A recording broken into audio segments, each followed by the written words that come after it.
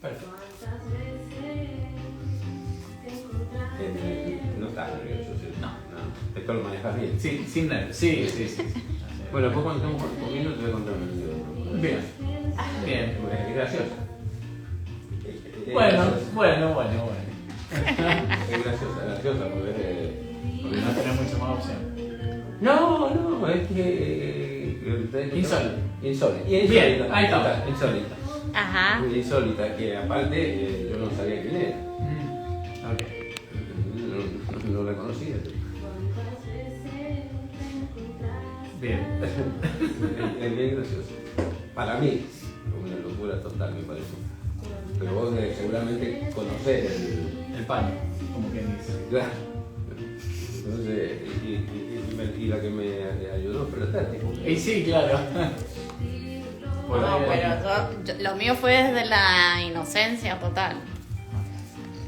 Una tontera. Bueno, ¿cómo hay alguien que se está conectando? Sí, tenemos gente conectada, sí. De a poquitito se van conectando. Se van conectando. Por ahora tenemos a Carolina Calleja. Siempre está Carolina. Siempre está conectada. ¿Y la Bere está? Roxy Arce, la Vere todavía no. Estela Maris Masuti también se ha conectado. Ahí está la Eli que se está conectando. La Bere. Mucho gusto. Joaquín Morgui se acaba de conectar. Joaquín, sí. Sí. Un chico de la fundación. Muy bien.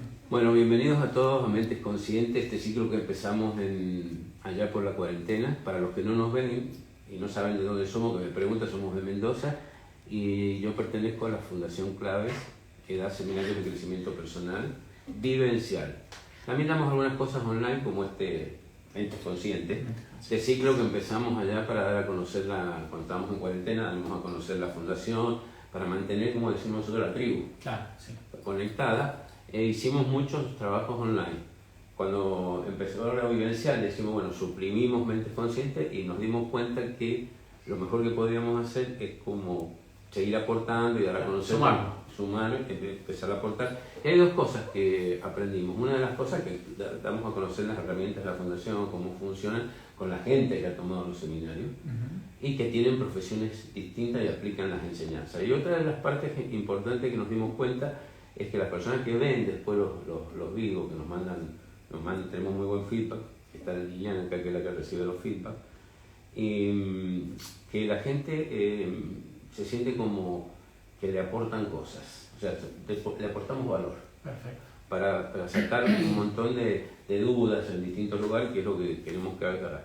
Una de las partes importantes es saber que para todos los que están, Gustavo no ha tomado los seminarios. Así que no le hagan preguntas de los seminarios. No me hagan preguntas de los seminarios porque no tienen la menor idea. Bueno, hoy tenemos el honor de tener a Gustavo Gómez, kinesiólogo. Él va a explicar la rama que se dedica, que ha estado explicando muy bien.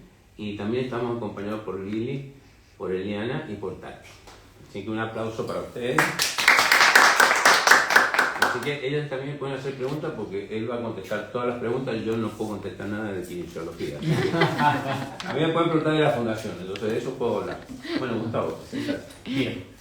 Bueno, como dijo Raúl, yo soy Gustavo Gómez, kinesiólogo, y mi especialidad, si bien no es la única, es una de las últimas, entonces a la que más auge o la que más viene a completar todo lo que he venido estudiando, que es la psiconeuroinmunología clínica, buscando aunar todas las ramas de la medicina de la salud, diría yo, de cara a mejorar a un paciente, porque un paciente no es una patología, sino que un paciente es un todo y no podemos, desde cualquier rama de la medicina, como yo siempre digo, acá este posgrado o esta especialización la pueden hacer los psicólogos, nutricionistas, médicos, todos los profesionales de la salud afines. Acá, de hecho, el otro día estaba charlando con una psiquiatra, con la psiquiatra del hospital, que a la manera no estoy en un hospital, y me contaba que ella trabajaba mucho con una psiquiatra porque era la única en Mendoza que tenía la especialidad de psiconeuroinmunología clínica. No, y yo le digo, no dentro de la psiquiatría, pero la verdad no tenía idea que alguien más lo había hecho, dice. Entonces, se está levantando, ninguna de las dos especialidades las hice en el país, o con universidades por lo menos de acá del país, pero ya hoy por hoy la Fundación Favaloro la tiene, ya algunas universidades importantes de Buenos Aires la tienen, ya acá en la Universidad de Cuyo ya se están empezando a ver algunos cursos de posgrado de esto, entonces... Y la especialización justo, ¿qué sería? Para decirlo en palabras más así, no técnicas, ¿cuál es Esa misma, la especialidad es psiconeuroinmunología clínica. O sea, porque engloba un todo, ¿no? Una persona holística. Una integradora. ¿Sí? Integradora. Una visión integral. Tiene todo un fundamento científico, por supuesto, como en todas las especialidades, terminé estudiando más que en la universidad, ¿no? Totalmente. O sea, porque tiene todo el sustento científico, está todo publicado en revistas internacionales, con todo el respaldo, por más holístico que suenen algunas cosas, pero no dejan de tener relación y fundamento en el estudio de la profundidad de ciertas cosas y cómo relacionarlas con el ser humano. Una patología física, Sí. está involucrada por la parte emocional. Sin duda. Sin duda, por la parte sin mental. duda, sin duda.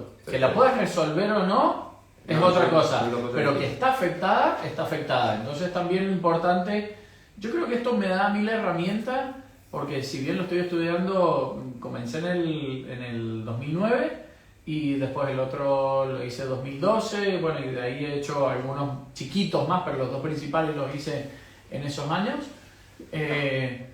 Yo todavía considero como que estoy apareciendo en este mundo integrador, y lo que quiero que me dé, o lo que tomo de esto, es el conocimiento básico suficiente para darme cuenta de lo que le pasa, y que si no lo puedo saber yo, no lo puedo resolver yo, saber derivárselo a quién. Pero es que si no sé que existe, no lo puedo derivar al especialista puntual en eso, ¿no? Porque no voy a resolver una patología psiquiátrica, no voy a resolver una patología clínica en sí, no, va al médico, va al psiquiatra, va al nutricionista. ¿Cómo te das cuenta vos, por ejemplo, cuando una persona, voy a hacer una pregunta ignorante, o sea, no, Sí. simplemente para que vos me clarifiques eso? Puede tener una persona que va caminando y tiene un tirón, Sí. un tirón en el gemelo, que es muy común eso, ¿no? Y ¿cómo vos investigás que la persona tiene un problema emocional? Historia clínica.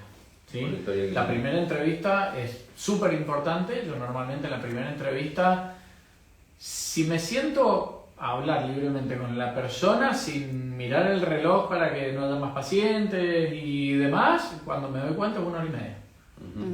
Porque en esa hora y media, de hecho, hay historias clínicas predeterminadas que te sugiere la psiconeuroinmunología, porque tiene que ver hasta si naciste por parto normal o por cesárea, ¿no? De ahí en adelante todo. Y sin irnos más atrás de lo que uno trae antes de nacer, sin llegar ahí. Pero del nacimiento en adelante, con la colonización de bacterias que genera el canal del parto, ya el nivel de inmunidad que tenés es otro versus el nacer por cesárea. Entonces es importante, ¿no? Con quién vivís, cómo se llevan tus padres, cómo está compuesto, si tenés alguna cirugía, si tenés patologías de base, el historial de tu familia, si estudiaste, ¿no? ¿Qué haces? ¿De qué trabajás? ¿De qué no? ¿Cuántas horas? ¿Hijos, no hijos? ¿Viven con vos? Bueno, eso entonces es una historia clínica bastante amplia, que te va perfilando el por dónde puede venir. Buenísimo, eso lo entiendo perfectamente. Ahora, ¿cómo haces vos, a partir de que vos definiste eso, para que la persona, si por ejemplo estás nombrando que nació en una familia, todo eso ya está incorporado, eso ya pasó? Sí, eso ya está incorporado. ¿Cómo, ¿Qué soluciones le das vos a partir de ahora para adelante? Por ejemplo, bueno, yo tengo una familia, estoy operado 3 veces, tengo una familia que he heredado un montón de cosas. ¿Cómo haces vos adelante para adelante? Cuando viene especialmente muy con ese flanco muy marcado, vuelvo a repetir, que tengo la posibilidad de darme cuenta, por lo que he estudiado, de que viene con ese flanco bien marcado, y si veo que el 90% de lo que tiene es emocional, por supuesto, hacemos algo en cuanto a la sesión para trabajar puntualmente lo físico, mientras vamos hablando de que en relación a lo emocional puede venir por ahí, y le sugiero que vaya a un especialista, amigo mío, que desde antes de terminar de recibirse, él trabaja mucho con las terapias mente-cuerpo y tiene 2 millones de herramientas más que yo para trabajar con eso, con lo cual lo termino derivando a él. O sea, que vos haces una... Si podemos o no seguir de ahí en adelante. Si vos lo con la podés kinesiología. destrabar, si vos lo podés destrabar en la charla y darte cuenta Claro, que claro. se destrabe emocionalmente. Claro. Entonces yo le puedo decir, listo, si sea deportista o no, o para que camine bien o para que pueda llegar a una competición, vamos a trabajar eso desde la parte física, pero esto tiene mucha pinta de que no viene por acá, te sugiero ver a él y hacemos los dos tratamientos conjuntos y vamos hablando con el otro profesional de por dónde puede llegar a venir, ¿no? El sistema inmunológico bien fuerte. Óptimo, siempre, siempre porque te da una barrera de defensa y yo estoy intentando trabajar sobre la salud y no sobre la enfermedad. Por eso también por ahí hay mucha disparidad con un examen clínico, que sacamos sangre o estudiamos orina, qué sé yo, vemos y está todo dentro del rango normal. Y como yo digo, el rango normal es el rango normal para no morirte por falta de eso o por exceso de eso, pero de ahí a que sea el óptimo, está un poco lejos, o normalmente está bastante lejos.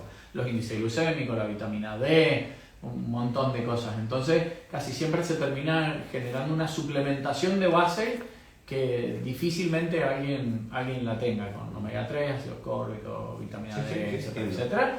Cosas de base que te hacen bien a la inmunidad, a la desinflamación general, dando algunas pautas en cuanto a alimentación, en cuanto a emociones, en cuanto a esto, que no creo que a nadie le vengan mal.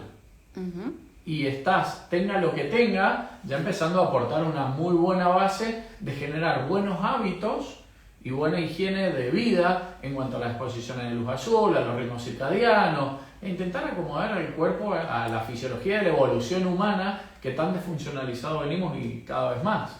Hay mucha gente que está como corriendo mucho y yo tengo entendido, de acuerdo a los kinesiólogos que han venido acá, que hemos charlado del tema, hay algunos que tienen, por ejemplo, me estoy recordando uno que vino acá, se llama Mauricio González, que él tiene la idea de que correr no significa salud. Eso que corren 42 kilómetros, 1 kilómetros, que eso, que el hombre no está preparado para hacer eso, que el cuerpo humano no está preparado para eso. Mira, al margen de que esté al margen, yo opino como si le tuviéramos que poner un título a esto, yo te digo que el deporte no es lo mismo que la salud, ¿tá? Lo que es salud es el movimiento, ¿sí? Entonces, el movimiento sí es salud, el deporte no necesariamente es salud. Entonces tiene que ver mucho con la intensidad, con la frecuencia y con el todo, ¿no? Entonces sí, posiblemente, de hecho yo considero que hago mucho deporte y me alejo más de la salud que si no hiciera tanto deporte, ¿tá? Para mí sería saludable hacer menos deporte del que hago, ¿sí? A ver si no correr te trae problemas en las rodillas. Entonces, sí, yo por eso te pregunto. a ver, también podés tener dos personas que corren exactamente lo mismo y uno tiene problemas y la otra no, ¿no? Claro. Con lo cual puede ser un factor predisponente a eso, pero no determinante. Perfecto. Entonces, ¿yo qué hago? Bueno, si viene alguien que está entrenando por una maratón, no le voy a decir, no entrenes así porque no es salud. Porque, o se lo puedo decir, pero ya lo tiene claro. Si se está rompiendo cada 2x3, claramente no es salud. Al margen de que lo tomen como una parte de salud mental, de cable a tierra, lo toman de todo esto. Entonces, ¿qué hago? Clínicamente lo intento llevar por la optimización de todos sus recursos para que dentro de que no es salud, bueno, sea lo menos grave posible. Bueno, vamos a ver las preguntas que están haciendo. ¿Quién está, Tati? Bueno, te cuento quién se han conectado. Pedro Vallay está preguntando ahora, se ha conectado. Waldo Pascualetti, Waldo. corredor, clavista. Sí. Estuvimos hablando esta semana con Waldo. Sí, sabía que te conocía. Natia Agüero, Macarena, Un beso, chicas. Carla González, Renzo Giovarrucio, Romina Prieto, Dante Secotaro, Joaquín Morgui, que ya lo nombré, Negra Iris Castro, Javier Cosimano, Oscar Gómez. Oh, mi padre. Bueno, Waldo, Alejandra Orellano, Darío Maradona y Mario Sayanca. Perfecto, Ana María. Pregunta al Pedrito Vallay: ¿cómo encuentro el equilibrio entre deporte y salud? Muy bien. Qué buena pregunta, Peter. No, está bueno. Mirá, normalmente el equilibrio es bastante como todos los equilibrios, ¿no? Es difícil encontrarlo y a veces no solamente es difícil encontrarlo, sino mantenerlo. Porque o te vas para un lado o te vas para el otro. Tiene que ser el sub y baja ese constante a todo nivel. En cuanto al deporte, yo diría que si tuviéramos que dar un parámetro o tomar una base, yo diría con que alcanza que se haga al aire libre, que se haga de a poco, ¿no? También tenemos que ver dónde está parado, porque si viene de no hacer nada, no le voy a decir que sea todos los días, porque sale mañana a hacer todos los días, me rompí, lo que dijo no es así, ¿no? Entonces, primero también me veo en la situación dónde están parados, o si tienen algún problema de base y demás, pero hay grandes rasgos, digamos, si tuviéramos que dar un tip o unas claves, por decirlo de alguna manera, la actividad física debería ser una actividad física que como base tenga la fuerza, un poquito lo que vos decías. Ya te voy a preguntar eso. Bien, después vemos por qué. Lo vamos desmenuzando, sí. Lo que pasa es que por ahí uno, lo que dice, claro, cada uno lo relaciona con su experiencia. Yo te digo fuerza y vos te metés adentro de un gimnasio y decís, es que no me gusta. Bueno, es que no tiene que ver necesariamente con eso. Al aire libre, con el propio peso, que las pulsaciones no superen, esto es un parámetro de salud para la pregunta, ¿no? Que las pulsaciones no superen el doble de tus pulsaciones en reposo. Bien. De ahí viene a que el deporte de ahí para arriba y ya estás gastando, ¿no? Porque hay también esto está estudiado, por supuesto, como yo decía hoy día en la radio y por ahí a muchos pacientes, yo no inventé nada y esto no es lo que me parece a mí, es lo que yo he aprendido de la gente que sí lo ha estudiado, sí lo ha publicado en papers, sí lo ha demostrado y sí todo. Lo ha inventado todo. Totalmente. Entonces hay una relación inversa entre longevidad e intensidad en la vida, ¿no? Entonces, bueno, a mayor intensidad en todo esto, la vida es menos longeva y viceversa, a menor intensidad, sobre todo el ritmo metabólico está hablando, del metabolismo basal, de la velocidad del metabolismo basal, por eso las tortugas viven tanto, ¿no? Y los colibríes viven tan poco. Como para dar una referencia general, ¿sí? Entonces, con un metabolismo basal muy bajo, tu longevidad tiende a ser bastante más alta y viceversa, un metabolismo muy alto, tu longevidad tiende a ser menos. A grandes rasgos es esto. Entonces, una actividad de fuerza, de base, de un estímulo de no menos de 3 veces a la semana, que las pulsaciones no superen el doble de tus pulsaciones de reposo, y una actividad aeróbica y mental, por lo menos también 2-3 veces a la semana. Entonces está metida la meditación, la respiración, con lo que oxigenamos mucho las células, y el organismo se desenvuelve mucho mejor cuando está oxigenada la mitocondria, que es el alma de la célula que promueve la calidad de vida. Bueno, ya están escuchando que ahorita tienen que meditar, entonces los que están tomando los dos empiecen a meditar ya, porque tienen esa tarea, termínenla y no se quejen más de la meditación. Miren, Pregunta, entonces dijiste, la primera característica que nombraste es al aire libre. Sí. ¿Por qué? Al aire libre porque la mayoría se relaciona con la evolución del ser humano, ¿no? Depende de la teoría que tomes, por lo menos hace 2,5 millones de años de la evolución del ser humano. Entonces, deberíamos estar lo más natural posible. Bien. Y las luces azules no son naturales, y el encierro no es natural, y el pisar en este piso no es natural, de hecho estar con las zapatillas y los zapatos tampoco es natural. Entonces, tomar el mayor contacto posible con la naturaleza te termina conectando y te termina generando sensaciones y emociones muy relacionadas a la salud y todo esto. Entonces, la exposición al sol, con todas las características que tienen los rayos ultravioletas por la promoción de la vitamina D, en la medida que se cumplen con un montón de otras cosas, ¿no? Pero antioxidantes y demás. El protector solar, Entonces, bien. sí, indicado para algunas situaciones, para otras no, pero en general el relacionarse con la naturaleza y con el ritmo circadiano, el vivir con el sol. están escuchando clavistas. Tienen que ir a abrazar a los árboles y andar descalzo por el pasto. Totalmente, Así totalmente. Que ya saben que no estamos diciendo tonteras en la fundación. Vayan y abrácense a todos los árboles. Que yo no hice el curso. Pregunta. Pregunta Dante Secotaro. ¿Cuántas veces a la semana debo realizar actividad física para sentirme pleno? A ver, sentirse pleno no depende solamente de la actividad física, con lo cual puede hacer 1, 2, 3, 5, 20 y tener otras cosas y seguir sin sentirse pleno. Puede tener que ver con desde lo emocional para los costados, no digamos ni para arriba ni para abajo, ¿no? Desde lo emocional para los costados con un montón de parámetros.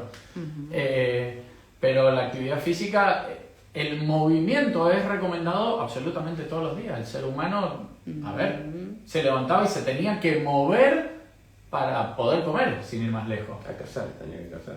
Sin ir más lejos. Entonces caminaba, corría, hacía fuerza, trabajaba y todo, sin ni siquiera haber desayunado, ¿no? De ahí también un poco de la evolución del ayuno, que es una consecuencia natural de previamente haber hecho las cosas bien. Y de también llegar, esto yo también lo promuevo mucho en mis pacientes, a medida que van avanzando un poquito en ir rompiendo paradigmas y todo esto, en generar eso, las recompensas naturales del cuerpo. Que cuando el cuerpo no tiene las recompensas naturales, como lo mismo necesita segregar esa liberación hormonal, termina accediendo a las recompensas artificiales. ¿Ah? Con un cigarrillo, con una compra, con la tele, con un montón de disparadores hormonales de la felicidad, ¿sí? De lo dulce, de lo graso, de la comida en general, de todo esto, y lo que se puede comportar como una recompensa natural es tomar agua cuando tengo sed, dormir cuando estoy cansado, comer cuando tengo hambre y no comer por comer o por horario, dormir por dormir o tomar agua por tomar agua o la lo que sea, ¿no? Comer a las 12, comer a las 5. Totalmente. Entonces sin ir más lejos con el frío y con el calor, ¿no?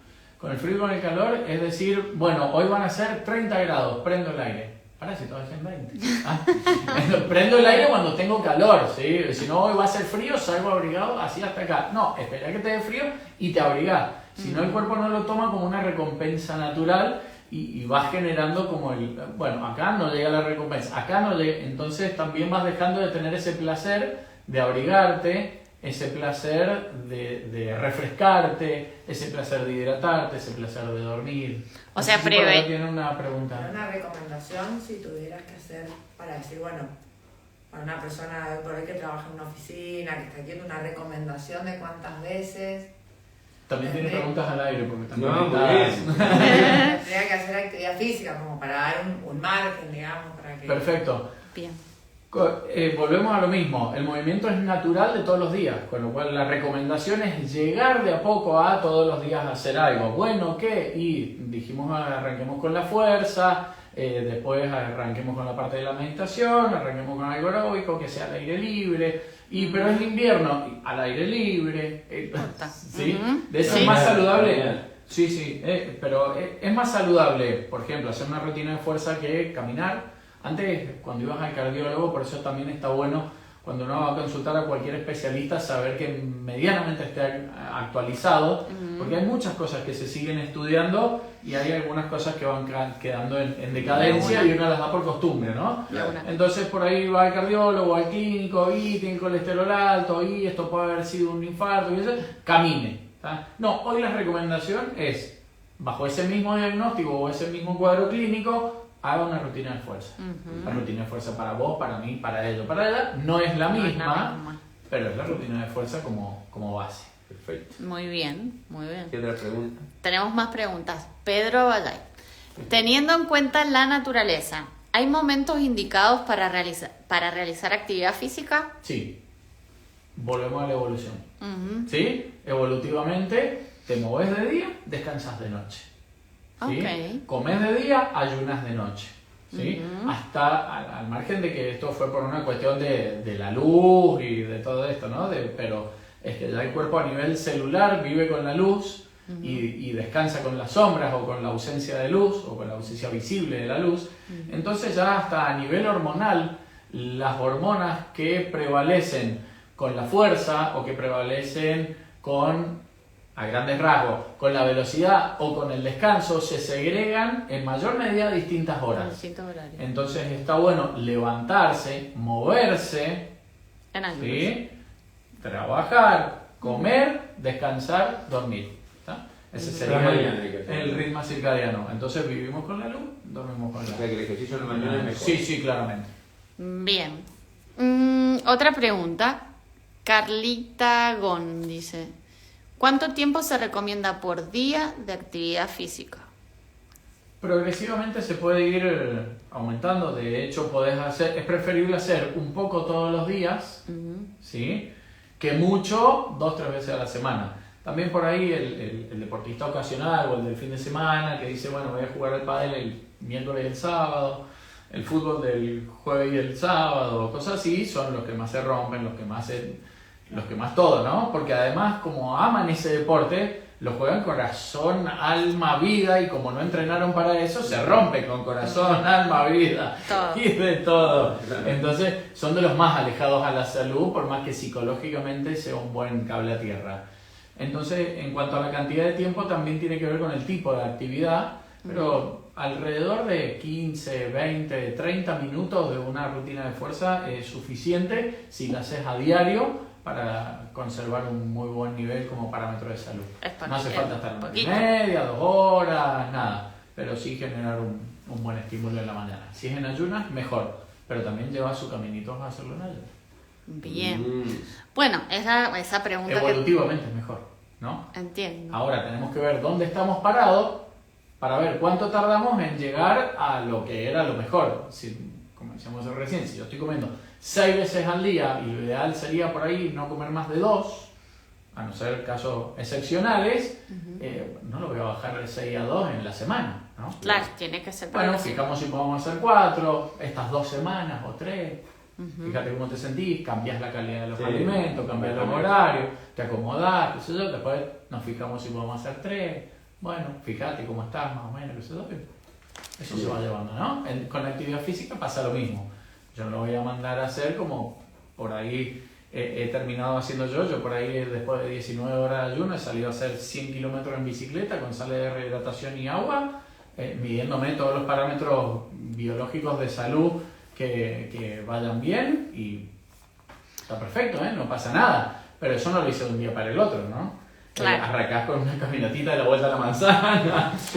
Entonces le podemos decir a mi mamá que se quede tranquila, Así es. que me puedo ir a sacar sangre en Sí, ayuna sí, y pasa no me va a pasar nada. No, si estás acostumbrada.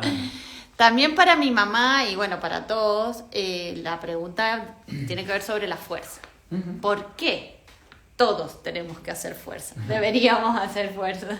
Primero porque no vamos a ahondar tanto en la química o en la fisiología como para que no se nos vaya de la mano el entendimiento, sino que a grandes rasgos, como para bajarlo a tierra, el músculo es sinónimo de salud, ¿tá?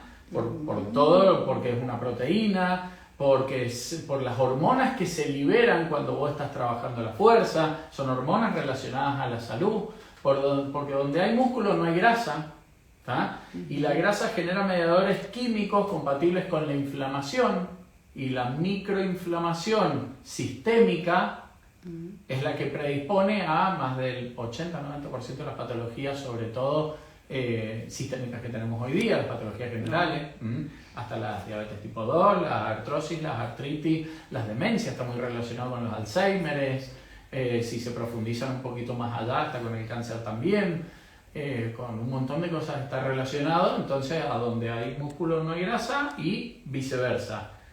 Entonces, es de mucha importancia cómo pone a circular la sangre en el organismo con la fuerza que la pone a circular, y la sangre transporta la nutrición y el oxígeno para todos los tejidos, hasta el último, que si no es muy estimulado, hay ciertos tejidos que se ven poco irrigados, menos irrigados, o que no llega del todo. Siempre llega, si no estaría muerto, pero que no llega del todo a ciertas áreas.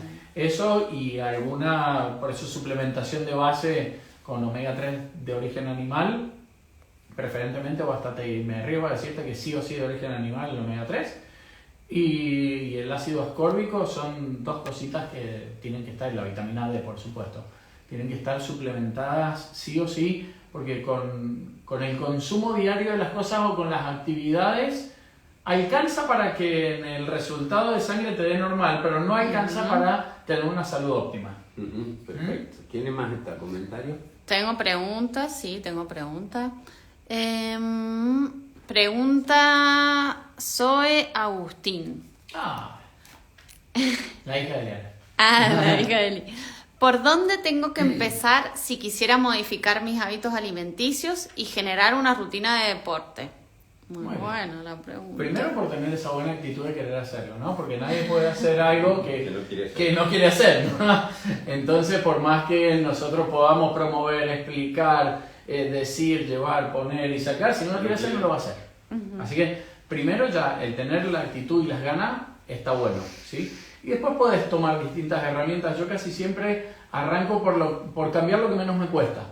¿Ah? Claro. Porque si quieres cambiar lo que más te cuesta y fracasás en el intento, ya lo demás ni lo intentás, ¿no? Si al Claro. final quise cambiar y no pude, decir. Entonces, sí, bueno, de estos parámetros, ¿qué me cuesta menos? Moverme, me cuesta menos moverme con el ritmo del sol, me cuesta menos comer bien, me cuesta ¿qué es lo que estabilizarme emocionalmente? ¿Qué es lo que me cuesta menos para aceitar un poquito ahí, que se puedan llegar a empezar y ser paciente, cosa que hoy sí, que cosa que hoy con la inmediatez que nos dan las pantallas, la virtualidad, la globalización, todo, abrir una ventanita, no se abrió, bueno, prueba en otro lado, bueno, prueba en otro lado. Entonces ya no somos respetuosos, te diría yo, ni siquiera fanáticos, no somos respetuosos de los procesos. Entonces, entender que necesitamos un proceso y de que esto no cambia de un día para el otro. Yo siempre le digo, ¿cuánto tiempo llevas haciendo las cosas mal? 10 años. ¿Qué te da la pauta Claro. que te va a mejorar en 2 días? ¿No? Entonces, Entonces, arrancamos. Concluyendo un poquito, arrancamos por lo que menos nos cuesta, como para empezar a ver algún cambio, y de ahí en adelante ir agarrando otras herramientas para lo otro que queramos ir cambiando. De a poquito es generar nuevos hábitos, es generar un nuevo cambio de vida. Por eso yo no promuevo una dieta, no promuevo un deporte, no promuevo una medicación, no promuevo eso, sino de a poquito los cambios de hábito a lo largo de la vida es lo que te va a dar la salud. muy bien. Bien. Te quiero hacer una pregunta a vos, Raúl. Sí, porque yo creo que sos una persona que entiende muchísimo de hábitos. ¿Cómo se genera un hábito? Bueno, un hábito se genera por 3 cosas. Ajá. El conocimiento de lo que vas a hacer, la habilidad y el querer hacerlo. Son los 3 puntos que generan el fuego interior. Un porqué, tener la habilidad, entrenarte para eso y tener el deseo interno de hacerlo. Si falta una de esas 3 no se hace, no se cambia el hábito. Son 3 patas importantes. Así que, primero, optimizar como está haciendo él, toda la parte, él está haciendo los porqués. Después hay que generar la habilidad, que es yendo a caminar, y después querer tener la rutina, deseo, como dijo también acá Gustavo, el deseo, el fuego interior que te mueve, el querer hacerlo. Si no querés hacerlo no se puede hacer nada. Es como los chicos que van a la fundación y quieren trabajar el crecimiento personal, pero quieren hacerlo básicamente sin ningún esfuerzo, sino que sea por osmosis. Sí, claro. Entonces eso es imposible. Yo tengo 28 años de crecimiento, indudablemente que las emociones las manejo totalmente distintas como las manejaba hace 28 años atrás, o 30 años. Entonces tienen una característica distinta. Bien, ¿alguna pregunta para Gustavo? Hasta ahora, por ahora las que había ya se las hemos hecho. Ah, bueno. ¿Y vos no le querías hacer Yo preguntas? sí, tengo preguntas. Y se acomoda y todo. La pregunta. Sí, bueno, ya te pregunté sobre lo de la fuerza, me quedó clarísimo. Ahora, hablaste de longevidad, hiciste la L. Intensidad, longevidad. Intensidad, longevidad. La pregunta... Tasa metabólica es la palabra. ¿Cómo es? ¿Sí? La velocidad de la tasa metabólica. Es tasa metabólica y longevidad. Bien, la pregunta es, ¿yo tengo posibilidades de cambiarla a mi tasa metabólica o Sí, es por algo supuesto. que me viene ya en la genética? Y bueno, y si tengo posibilidad de cambiarlo, bueno, ¿cómo? En muchas cosas hice también una especialización en la parte de alimentación y genética. No la terminé esa. Pero en muchas cosas uno se lo achaca, por decirlo de alguna manera, a la genética, cuando en realidad la culpable es la epigenética. La epigenética es todo lo que está alrededor de la genética, ¿no? Y decir, bueno, sí, y yo tengo las rodillas gordas porque mi mamá tiene las rodillas gordas. Y voy a decir, no, es que vos te movés y te comés y comés como se ha movido tu mamá toda la vida y por eso está así, con lo cual vos también tenés que hacer. Entonces, que tiene un 5, un 6, un 8%, sí, fantástico, sin duda, pero es que pensás normalmente como tendieron a pensar tu ser es inmediatamente superior, te moves, tomás hábitos.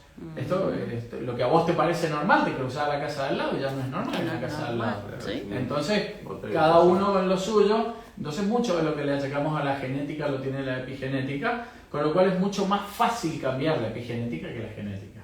Esto es una buena noticia, ¿no? Porque si yo te dijera, no, mira, 100% genético, y vos decís, bueno, ay, ¿qué puedo hacer con la genética? Ya hay que meterse se puede cambiar también, pero hay que hacerlo muy profundamente con otras herramientas y demás que hoy por hoy a mi alcance no están. Entonces es una buena noticia que sea epigenético, porque el cambio de hábitos que estamos hablando te trabaja muchísimo sobre la velocidad metabólica, la oxigenación de las células, de las mitocondrias, que se hace principalmente por medio de la respiración, y la respiración siempre o casi siempre de la mano con la meditación, fundamental para la baja de la tasa metabólica. Importante. La actividad física de fuerza, el entrenamiento cardiovascular con los parámetros de salud que dimos, no de deporte que dimos, es fundamental para la baja metabólica.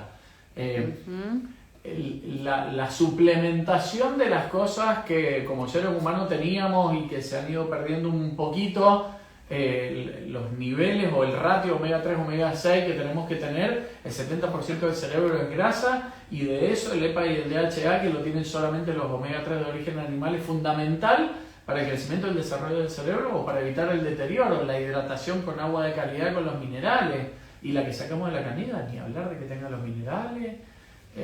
No tiene cloro. Entonces, bueno, sí, claro. Bueno. Se puede trabajar sobre eso. Se puede trabajar. Francamente, a cualquier edad, a cualquier edad. Que es una de las cosas que vos has incorporado, entiendo, en tu... En mi vida y en la terapéutica cuando veo a mis pacientes. Lo que estás haciendo con los pacientes. Sí, vos has creado como un programa para esto. Sí. A ver, En principio, eso te iba a preguntar. Sí, en principio, a ver, es un programa de base. Como yo digo, mi idea es enseñarle al paciente a que gestione su propia salud. ¿Tá? Perfecto. Porque mejorarse, yo le digo, a ver, vos estás en rehabilitación 1 hora de las 24 que tiene el día, no puedo, 1 contra 23, difícilmente se pueda lograr algo. Entonces necesito tu compromiso, necesito tu responsabilidad, y vos necesitas, ¿no? Necesitas tu compromiso, tu responsabilidad, para que funcione, porque no todo depende de mí. Entonces entendamos que depende de vos. Yo te muestro las herramientas, te doy los fundamentos, te explico cómo hacerlo, te oriento, te acompaño, te guío, pero depende de vos. ¿Tá? Entonces esto lo podemos hacer paulatinamente. He puesto un esquema básico de que en 2 meses, viéndonos más o menos cada 2 semanas, nos podemos dar un pantallazo del 80% de lo que hemos hablado hoy día. Y empezar a generar pequeños cambios de hábito que después te dejen sobre los rieles. Y decir, mira, se puede, solito. Se empezó a mover el carro. Si necesitas que te ayude a seguir empujando el carro y a profundizar y a decir, no, pero es que yo quiero esto, es que me pasa esto, listo, seguimos, sí, no hay ningún problema, por supuesto. Pero como de base tener eso, está bueno. Con lo cual en 2 meses, viéndonos cada 2 semanas, una vez cada 2 semanas, tenés la base como para poder empezar a gestionar tu salud. Responsabilidad tuya si seguís o no. O sea que tampoco es una inversión de tiempo enorme, no. Son De hecho, 5 la primera consulta normalmente dura alrededor de 1 hora, y después son ajustes, entonces están ahí en la media hora, 40 minutos, una cosita así. Vos trabajás en el mapa. Claro. El territorio lo tiene que hacer. Totalmente. Sí. Muy bien. Es lo que está a mi alcance. Totalmente.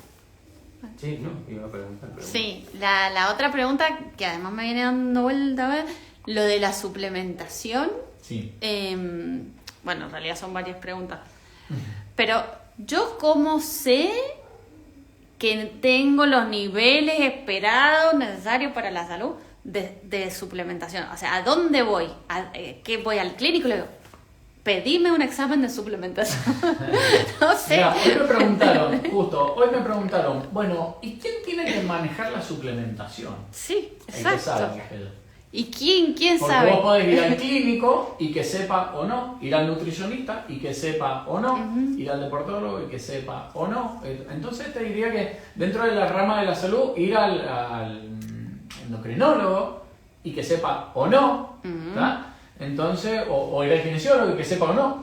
Hasta el mismo preparador físico, tranquilamente, uno de los preparadores físicos que me dio el posgrado de portología de Córdoba sabe hasta de kinesiología 20 veces lo que sé yo, y es licenciado en educación física, formado que da cátedra de neurología en Canadá.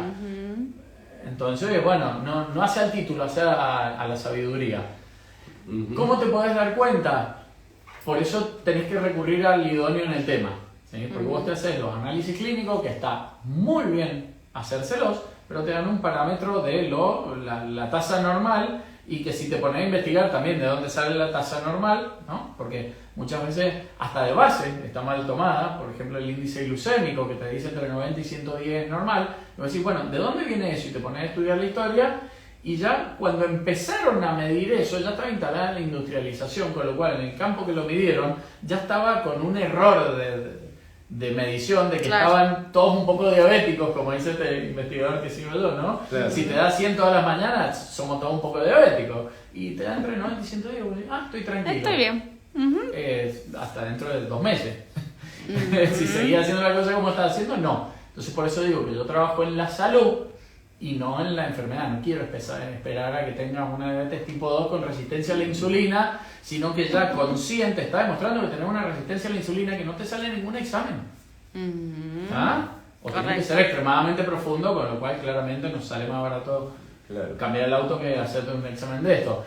Entonces yo te diría, por descarte, considera que te falta vitamina D, que te falta ácido ascórbico o vitamina C, que te falta omega 3, ya de entrada y por descarte te falta eso. Y minerales en el agua de todos los días. ¿Ah? De ahí en adelante se puede empezar a ahondar que falta más, que falta menos, en base a lo que haces, parámetros de salud, ciertas patologías que podés tener o no. Si tenés patologías inflamatorias, subís más algunos. Pero Entonces, es como... Es amplio el tema. Por eso te digo, de base se suplementa con eso, de ahí en adelante vemos los análisis clínicos y ves cómo está a nivel hormonal, ¿sí? A nivel de minerales, electrolitos, de sangre. Me va quedando más claro. Va queriendo. No hay ninguna pregunta ni comentario. Lo hemos dejado callado. Se han quedado calladitos a esto. Lo hemos dejado callado. No entendieron nada. O vamos contestando lo que preguntan. Claro, lo hemos dejado callado. Se han quedado así. No te pueden preguntar en los seminarios, entonces. Claro. Estos se han quedado así. No te dirían cómo aplicar las cosas. Claro. Sí. Se han quedado como... Bueno, pero una pregunta puede ser, ¿pasó algo en tu vida para que vos te fueras para este lado de la salud y decidieras tomar una decisión que para mí es bastante divisoria? Yo trabajo en la salud, no en la enfermedad. Sí, O sea, si pienso un poquito comercialmente, digo, pero este flaco se va a quedar sin pacientes si trabaja tanto en la salud. Sí. Mira, no sé si tengo un determinante claro a nivel consciente que haya hecho un clic, que haya empezado con esto, porque también yo esto tenía ganas de estudiarlo, desde que tenía ganas de estudiarlo hasta que lo empecé a estudiar pasaron 5 años. Bueno. Con lo cual, y me pasó lo mismo con osteopatía, ¿no? Desde que empecé a leer de la osteopatía, y que la definición de osteopatía, cuando te preguntan, ¿y qué es la osteopatía? Y el creador de la osteopatía, Steve, dice, es el estudio de la anatomía, más la anatomía, más la anatomía, más la anatomía.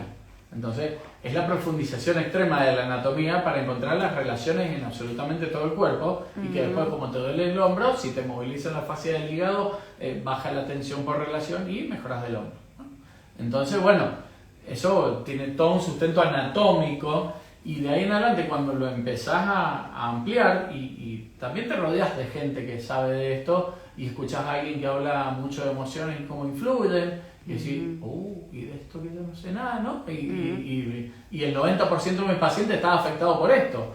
Y ahí te das cuenta del rendimiento o no que tenés como profesional, y que sería una herramienta más a incorporar, pero yo lo puedo suplementar, pero si su motilidad a nivel orgánico no está bien, no lo va a absorber. Entonces no tiene sentido que lo suplementes si el hígado no funciona bien. No lo va. Y entonces, ¿qué tenemos que hacer? Y bueno, entonces por ahí viene la osteopatía, por ahí viene la alimentación, por ahí y se te empieza a ampliar el Y se mundo. te hace grande. Sí, entonces yo creo que de a poco he ido entrando a esto y porque de las otras cosas ya he estudiado un montón, entonces estoy viendo que estudio, ¿no? Puedes estudiar Y alguna- vamos ampliando experiencias.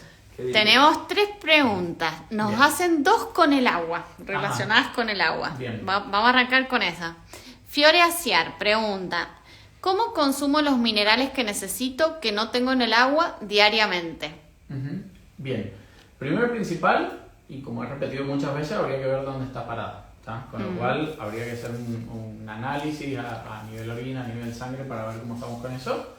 Y de ahí en adelante hay muchas patologías que vienen por la falta de sodio y de magnesio, que son dentro de los que se pueden suplementar fácilmente los principales, y el ácido ascórbico, que es la vitamina C en su forma pura. ¿Por qué digo en su forma pura y digo ácido ascórbico? Porque si vos vas a una farmacia o hasta algún que otro supermercado o compras algún producto, un jugo, una cosa así, que te diga vitamina C, o una leche que te diga vitamina C, en realidad está lleno de un montón de cosas, incluso todo lo que es azúcar y edulcorante compite con los receptores de la vitamina C, del ácido ascórbico.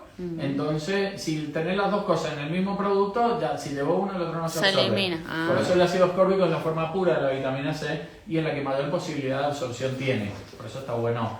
Pero también como el intestino difícilmente esté acostumbrado a absorber tanta cantidad de vitamina C, no es porque no la necesites, sino porque lo tenés disfuncionalizado. Entonces, poquito a poco hay que ir aumentando la dosis. Entonces, normalmente arrancás con 1 gramo al día. Estoy llegando a la conclusión que todo está mal. No sé si todo mal, pero todo se puede Porque no mejorar. sabemos ni siquiera el agua que tomamos. No. Por eso están preguntando sobre el Yo hago agua. otra pregunta. No sé si está todo mal, pero sí es todo muy mejorable con la base que tenemos hoy por hoy. No nos O sea, olvidemos. no, estoy hablando de que está todo mal, no nosotros, sino toda la comida que hacemos, Claro, el agua todo, que todo tomamos. el interno, ¿no? Es Él que hablaba de eso. Bueno, Poca información. y es Por que se ahí juega va. mucho también por lo comercial y por el intentar vender más. Y en el intentar vender más necesitamos generar cosas que te generen una adicción para que lo sigas comprando. Ajá. Ujú. Está claro. Está bien, Ah. pero Otra preguntita. mala información que tenemos. O la otra pregunta relacionada con el agua es real que hay que tomar por lo menos 2 litros de agua diarios? Todavía no puedo llegar y lo intento, dice Carlita Gon. Mira, no es real porque no puede ser que una persona de 120 kilos necesite la misma cantidad de agua que mi hijo de 11. Claro. ¿Tá? Entonces claramente no es real, hay algo que no está. Como regla general, si vos decís, bueno, el ser humano común y corriente, un hombre de 1,70 m y 75 kilos, una mujer de 1,60 m, 60 kilos, que tendrían que tomar 1,5 litros, 2 litros en condiciones no. Bueno, si lo querés dar como parámetro así, está, es mejor que nada. Esa información es mejor que nada.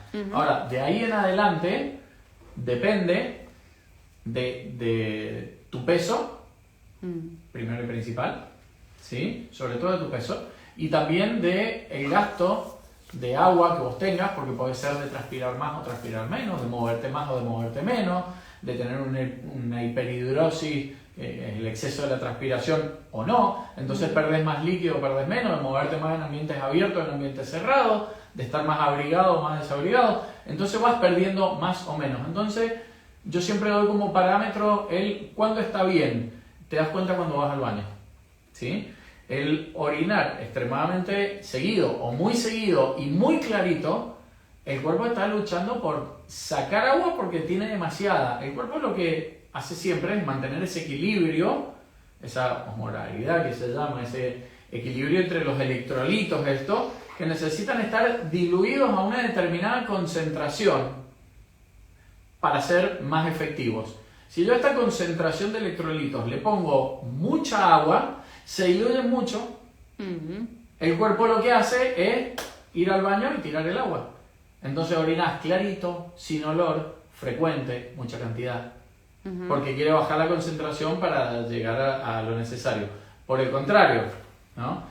Si esto está extremadamente concentrado porque me falta agua, y voy a ver que no voy al baño, no orino prácticamente seguido y la vez que voy hago muy poquito, con mucho color y normalmente con bastante olor. ¿Qué está haciendo? Está intentando eliminar mucho electrolito para que con el poquito agua que tiene logre la concentración que tiene que tener para funcionar bien.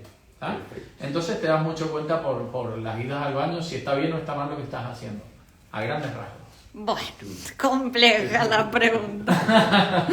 La respuesta. Y Eli pregunta, Eli Baldazo, ¿hay algún rango etario en que se visualiza más el interés y necesidad de aplicar estos cambios? A medida que vas tomando conciencia, ¿no? No sé si hay algún rango etario, pero sí a medida que te vas dando cuenta de cómo te va impactando la salud en tu vida cotidiana. Es decir, che, ya no rindo como antes, ¿eh? O ya hago lo mismo y me canso el doble, o ya esto no me pasaba, o esto que te puede pasar a los 25, a los 30, a los 40, a los 60. Normalmente el desencadenante es algún tipo de patología, che, ya con hernia de disco y tengo 24 años, que hay algo que está mal. Se empiezan a preocupar normalmente a partir de algún detonante, pero las edades, lo que pasa es que hoy veo, mi punto de vista, veo muy despreocupada la generación de los adolescentes eternos, que antes adolescente era 14, ahora adolescente es 35 tranquilamente, y 60. Adolescencia. Claro, cuando adolecen de la conciencia corporal y de la salud, cuando van tomando conciencia de eso, si es que no tuvieron una eventualidad, una patología, algo muy cercano, voy a dejar de fumar porque mi marido o mi mujer se murió de cáncer, o por... Si no pasa ningún evento así, normalmente frecuentemente a medida que se va tomando conciencia de la salud, vas intentando cuidar o ir subsanando la enfermedad. Bien. Perfecto. ¿Cuánto pregunta? Llevamos 51. Bueno. Pregunta Pedrito Vallay. Teniendo en cuenta que cada persona es distinta, normalmente, ¿qué sería recomendable para desayunar? A ver, definamos desayuno, ¿no? Desayuno es romper el ayuno. El ayuno es no comer por más de X cantidad de horas, que normalmente son 8. Normalmente, estimadamente. Entonces ya cualquier alimento que vos ingieras a cualquier hora, que sea el primero del día, es tu desayuno. Por ejemplo, nos vamos al extremo, podés desayunar una pechuga de pollo a las 10 de la noche. Claro, si estuviste Porque es tu primera ayuno. comida y no comes desde la noche anterior porque hiciste 24 horas de ayuno por una eventualidad. ¿Tá? Entonces, ese es el concepto del desayuno. Ahora, a la pregunta más terrenal, por decirlo de alguna manera. Él quiere saber qué morfar en la mañana. Bueno, comida. ¿Tá? Comida y no producto. ¿A qué vamos Comida y con no comida? Yo producto. siempre digo, si nosotros tomáramos la carnicería como la generalidad de las carnes, arrancando por el pescado y los mariscos a la cabeza por el contenido de omega 3 principalmente, etcétera, etcétera, de la grasa buena que tienen, si tomáramos esa carne como la elite y después todas las otras, si bien acá tenemos poca variedad de carnes en Argentina, yo digo, tu alimentación no debería de salir de la carnicería y la verdulería. Todo lo que no encuentres ahí, en supermercado no se compra alimentos, se compra productos. Totalmente. Y si es producto, difícilmente sea alimento. Que sea comestible es otra cosa, pero que sea alimento. Estoy de acuerdo. Entonces, comida natural. Si te retrotraes, lo que se pueda cazar, recolectar, pescar, sacar de la tierra, ¿tá? Cosechar. Eso es lo que no lleve proceso. Lo que si vos le lees la etiqueta no tenga más de 3-4 ingredientes. De una. ¿Tá? Entonces, todo lo que sea comida, o sea, alimento y no producto, lo puedes desayunar. Entonces puedes romper tu ayuno con un huevo y una palta a las 11 de la mañana, por Muy ejemplo. bien. ¿Tá? Sí, perfecto. A las 9, yo me levanto a las 6. Bueno, va va. a ser un poquito difícil a las 11. Bueno, ¿qué le podríamos decir para cerrar? Que ya estamos en 55. ¿Qué le podrías cerrar para que, como un aporte tuyo, de 3 cosas que sean importantes para que la gente mantenga salud? Bueno, que cuando hablas de salud y no hablas de enfermedad, ¿no? Eso es importante y tener claro en que no esperes a que te pase algo. Nadie o pocos consultan al médico porque están sanos.